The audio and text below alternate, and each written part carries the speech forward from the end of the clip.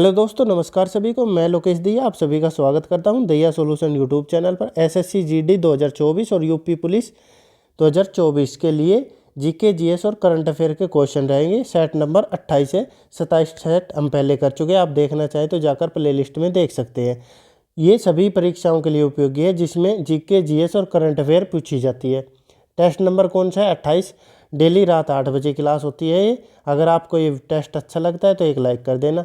अगर आपको चैनल उपयोगी लगे तो चैनल को सब्सक्राइब कर लेना। तो बिना देरी से फर्स्ट क्वेश्चन से शुरू करते हैं। 5 क्वेश्चन हमारे वन लाइनर होंगे, उसके बाद ऑप्शन वाले शुरू हो जाएंगे। तो फर्स्ट क्वेश्चन है, प्रथम एक दिवसीय अंतर्राष्ट्रीय क्रिकेट मैच किस वर्ष खेला गया था?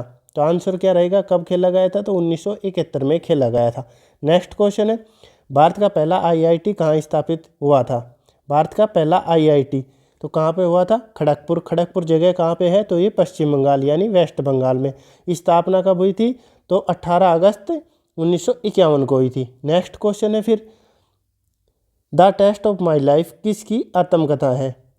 तो किसकी है ये आत्मकथा? तो युवराज सिंह की है। नेक्स्ट क्वेश्चन है, ओलंपिक ध्वज को पहली बार कब फहराया गया था? किस वर्ष फहराया गया था? तो कब फहराया गया था? ओलंपिक ध्वज 1920 में फहराया गया था। नेक्स्ट क्वेश्चन है, किस जीव के कारण कालाजार होता है? कालाजार बीमारी होती है किस जीव के कारण? तो किस जीव के कारण? तो लिस्मानिया परजीवी के कारण। कौन सा?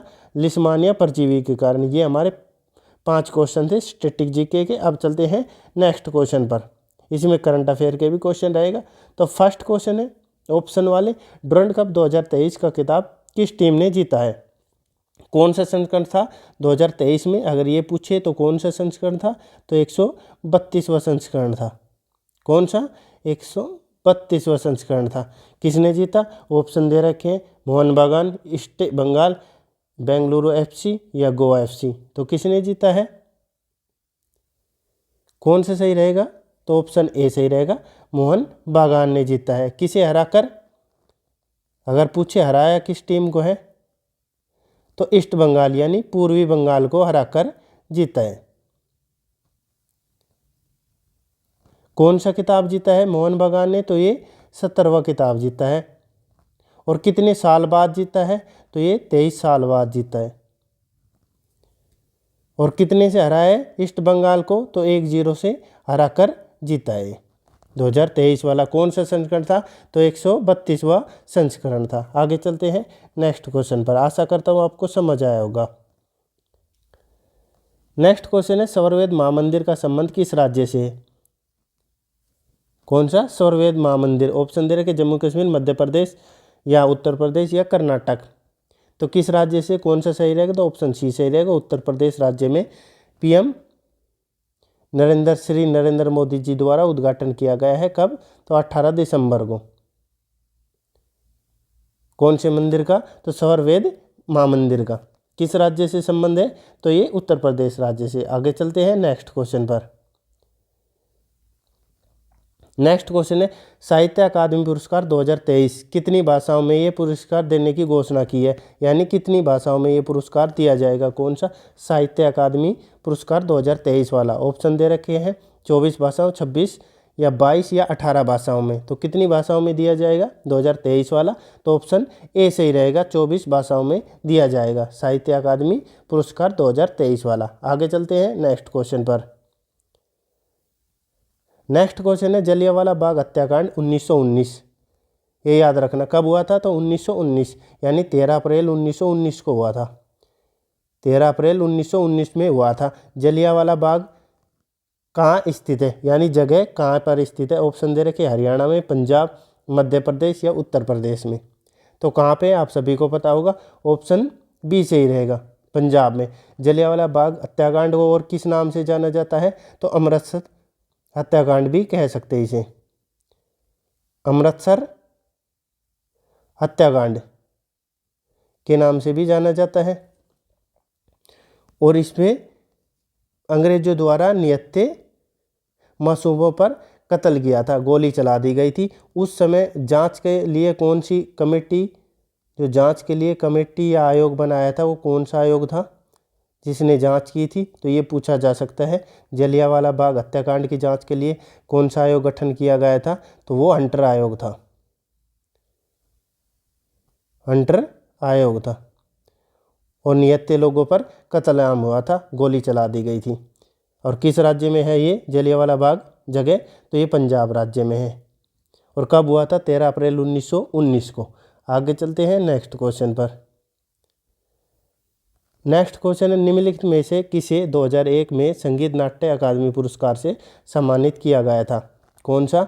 2001 में संगीत नाट्य अकादमी पुरस्कार से।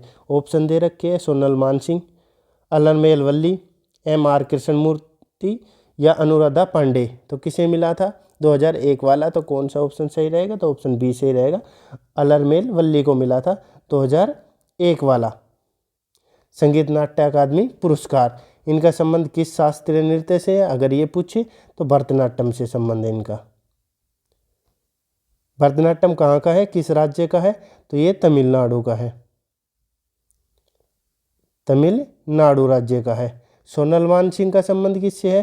तो ये दो शास्त्रीय नृत्य से, भरतनाट्यम और दूसरा कौन सा रहेगा? तो ओडिसी। ओडिसी कैसे याद रखे जाएंगे?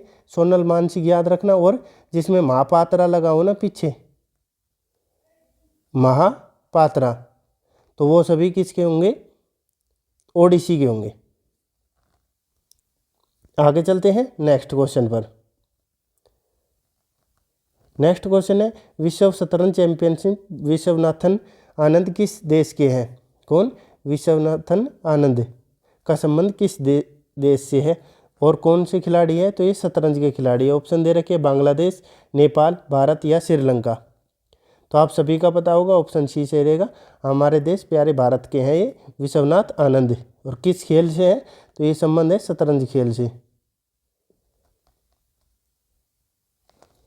आगे चलते हैं नेक्स्ट क्वेश्चन पर। नेक्स्ट क्वेश्चन है, भारत का कौन सा पड़ोसी देश राष्ट्रमंडल खेलों का हिस्सा नहीं है?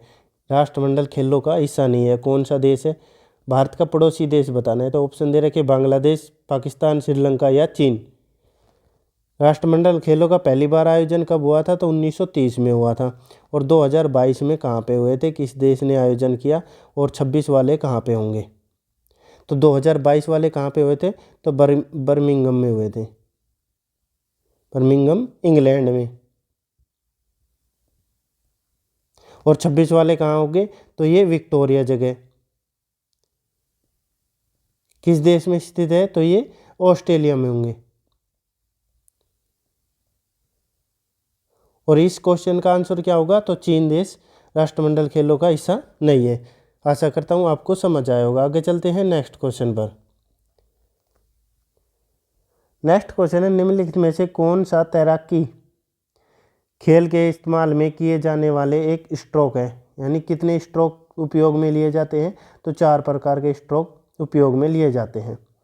एक शामिल है, ऑप्शन दे रखे बटरफ्लाई, डॉग, शार्क या लाइन। तो कौन सा सही रहेगा? तो ऑप्शन एक ये हो गया बटरफ्लाई। उसके बाद 3 कौन से रहेंगे? तो बैक स्ट्रोक, ब्रेस्ट स्ट्रोक और चौथा कौन सा रहेगा? तो फ्री स्टाइल। और एक ये ऑप्शन में हो गया हमारा कौन सा? बटरफ्लाई। 4 स्ट्रोक काम में लिए उपयोग में लिए जाते हैं तैराकी खेल में। आगे चलते हैं नेक्स्ट क्वेश्चन पर। नेक्स्ट क्वेश्चन है, जब मैंडलिफ ने अपना काम शुरू किया था तो कितने तत्व ज्ञात थे? यानी उस समय कितने तत्व थे? ऑप्शन दे रखे 73, 53, 63 या 93 तत्व थे। और इनकी आवर्त सारणी में कितने आवर्त थे और समूह मैंडलिफ की में? आवर्त कितने थे? तो 7 आवर्त थे। और समूह कितने थे? तो 9 थे। और तत्व कितने थे? और पहली बार आवर्त सारणी कब बनाई थी, इन्होंने पेश की थी? तो 1869 में की थी। और कितने तत्व थे उस समय? तो ऑप्शन सी सही रहेगा, कितने थे? 63 तत्व। आशा करता हूँ आपको समझ आया होगा। आगे चलते हैं नेक्स्ट क्वेश्चन पर। नेक्स्ट क्वेश्चन है, निम्नलिखित में से कौन सा फसल उत्सव मुख्य रूप से पश्चिमी उड़ीसा, किसमें? पश्चिम उड़ीसा में के लोगों द्वारा मनाया जाता है? ऑप्शन दे रखे हैं गुड़ी पड़वा, नुआखाई, वांगला या ओणम। तो ओणम तो केरल में मनाया जाता है। वांगला कहाँ, बंगले में रहना है जब मेघ आ जाते हैं, तो मेघालय, क्योंकि बारिश होगी। बंगले में कब रहना है, तो मेघ आ जाते हैं। वांगला कहाँ का है, तो ये है मेघालय का। गुड़ी पड़वा, गुड़ी पड़वा आंध्र प्रदेश और कर्नाटक, ये उस समय उस तरफ मनाया जाता है। कहाँ पे, आंध्र प्रदेश, कर्नाटक, महाराष्ट्र।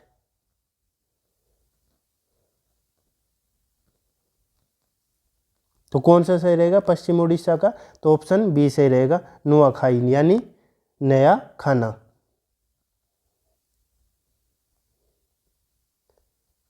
कब मनाया जाता है, तो गणेश चतुर्थी के एक दिन बाद मनाया जाता है ये फसल उत्सव वाला त्यौहार। कौन सा, नुआखाई। इसका मतलब क्या होता है, तो नया खाना। और कहाँ पे मनाया जाता है, तो पश्चिमी उड़ीसा में मनाया जाता है लोगों के द्वारा। आगे चलते हैं नेक्स्ट क्वेश्चन पर। नेक्स्ट क्वेश्चन है, डैश जो कनिष्क के दरबार में रहते थे ने बुद्ध की जीवनी बुद्ध चरित्र की रचना की थी। तो किसने बुद्ध चरित्र की रचना की थी, ऑप्शन दे रखे, मथार, संग्राक, अश्वघोष या नागार्जुन। तो किसने की थी, कौन सा सही रहेगा, तो ऑप्शन सी सही रहेगा, अश्वघोष द्वारा बुद्ध चरित्र की रचना की गई थी। और ये किसके दरबार में थे, तो ये कनिष्क के दरबार में थे, कनिष्क के दरबार में थे। कनिष्क किस वंश का शासक था, तो ये कुषाण वंश का था। और इसकी राजधानी कहाँ थी, तो पेशावर यानी पुरुषपुर, जो पाकिस्तान में है, पेशावर। और इनका शासनकाल कब से कब तक था, तो 78 ईस्वी से लेकर 103 ईस्वी तक। और दूसरी राजधानी कौन सी थी, एक तो ये हो गई राजधानी पुरुषपुर, पेशावर, और दूसरी राजधानी पूछे आपसे तो कौन सी थी, तो मथुरा। दूसरी राजधानी कौन सा शहर था, तो मथुरा था। आशा करता हूँ आपको समझ आया होगा। आगे चलते हैं नेक्स्ट क्वेश्चन पर। नेक्स्ट क्वेश्चन है, 1976 में 42वें संशोधन अधिनियम ने भारतीय संविधान में कौन सा नया भाग सम्मिलित किया था। यानी 42वें संविधान संशोधन अधिनियम के तहत 1976 में भारत के संविधान में कौन सा नया भाग जोड़ा गया था। ऑप्शन दे रखे, भाग 3A, भाग 4A, भाग 2A या भाग 1A। तो कौन सा जोड़ा गया था, आप सभी को पता होगा, ऑप्शन बी सही रहेगा, भाग 4A जोड़ा गया था। अनुच्छेद पूछे तो 51A जोड़ा गया था। ए या कह सकते हैं इसे। और कितने मौलिक कर्तव्य जोड़े गए थे 42वें संविधान, तो 10 मौलिक कर्तव्य जोड़े गए थे। मौलिक कर्तव्य या मूल कर्तव्य कह सकते हैं। मूल कर्तव्य को जोड़ा गया था। और 11वां कब जोड़ा गया था, तो ये 86वें संविधान संशोधन सन 2002 में जोड़ा गया था। 11वां। टोटल कितने मूल कर्तव्य हैं, मूल कर्तव्य मौलिक कर्तव्य है तो 11 है वर्तमान में।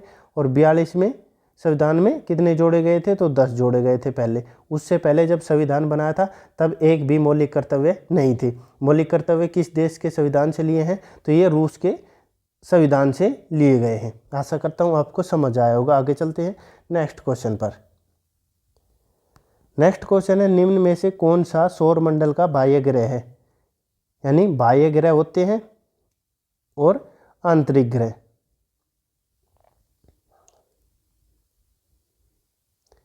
आंतरिक ग्रह होते हैं, दो प्रकार के ग्रह होते हैं। और जो क्षुद्र ग्रह होते हैं ना, वो बांटते हैं। क्षुद्र जो बेल्ट है वो आपस में बाह्य और आंतरिक। जो आंतरिक होते हैं वो सूर्य के पास होते हैं, जो बाह्य होते हैं वो सूर्य से दूर होते हैं। तो कौन सा रहेगा इसका, ऑप्शन दे रखे, पृथ्वी, शुक्र, शनि या बुध। तो कौन सा है बाह्य ग्रह, तो ऑप्शन सी सही रहेगा, शनि है। कौन कौन से हैं, तो बाह्य ग्रह में कौन कौन से आते हैं, तो पहले बृहस्पति आएगा, बृहस्पति, फिर शनि, यूरेनस और नेपच्यून।